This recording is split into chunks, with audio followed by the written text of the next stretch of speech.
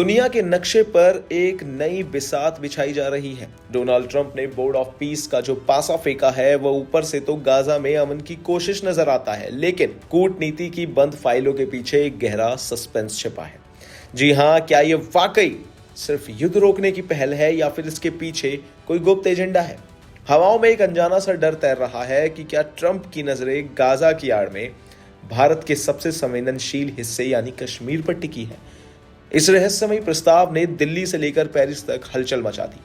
बता दें कि राजधानी दिल्ली के गलियारों में इस समय इसी बात को लेकर गहन विचार चल रहा है कि क्या भारत को ट्रंप के इस बुलावे पर हाँ कहना चाहिए या नहीं। सूत्रों की माने तो सरकार के भीतर इस प्रस्ताव के राजनीतिक और कूटनीतिक पहलुओं को किसी जासूसी उपन्यास की तरह खंगाला जा रहा है।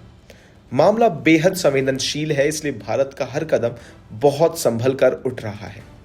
अधिकारियों ने स्वीकार किया है कि भारत को औपचारिक न्योता तो मिल गया है, लेकिन निमंत्रण मिलने का मतलब यह बिल्कुल नहीं है कि भारत इसमें तुरंत शामिल हो जाए। भारत की विदेश नीति हमेशा से ही अपनी शर्तों पर चली आई है, जिसे हम रणनीतिक स्वायत्तता कहते हैं। इजराइल फिलिस्तीन संघर्ष पर भारत का स्टैंड ऑफ की 2 राष्ट्र सिद्धांत ही एकमात्र समाधान है। लेकिन ट्रंप के 60 देशों वाले बोर्ड ऑफ पीस की असली मंशा क्या है, इसे लेकर अभी भी धुंध छाई हुई है। बता दें कि भारतीय रणनीतिकारों के माथे पर चिंता की लकीरें इस आशंका की वजह से है कि कहीं यह बोर्ड भविष्य में गाजा से आगे बढ़कर भारत के आंतरिक मामलों में दखल न देने लगे। बता दूं कि सबसे बड़ा डाउट कश्मीर को लेकर है। अंदेशा है कि कल को इस मंच का उपयोग कश्मीर जैसे मुद्दों को अंतर्राष्ट्रीय चर्चा के दायरे में लाने के लिए किया जा सकता है।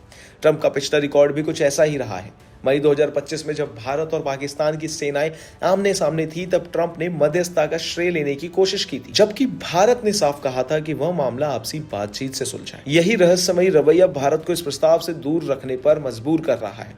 सिर्फ भारत ही नहीं, बल्कि फ्रांस जैसा शक्तिशाली देश भी इस प्रस्ताव को संदेह की नजर से देख रहा है। फ्रांसीसी राष्ट्रपति कार्यकाल इस बात का आंकलन कर रहा है कि क्या यह बोर्ड यूएन की ताकत को कम करने के लिए तो नहीं बनाया गया।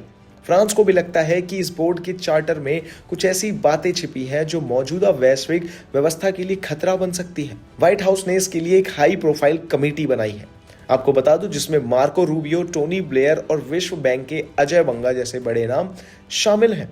जहां कनाडा जैसे देशों ने इसे सैद्धांतिक तौर पर स्वीकार कर लिया है, वहीं रूस और यूरोपीय संघ जैसे देश अभी भी वेट एंड वॉच की स्थिति में है।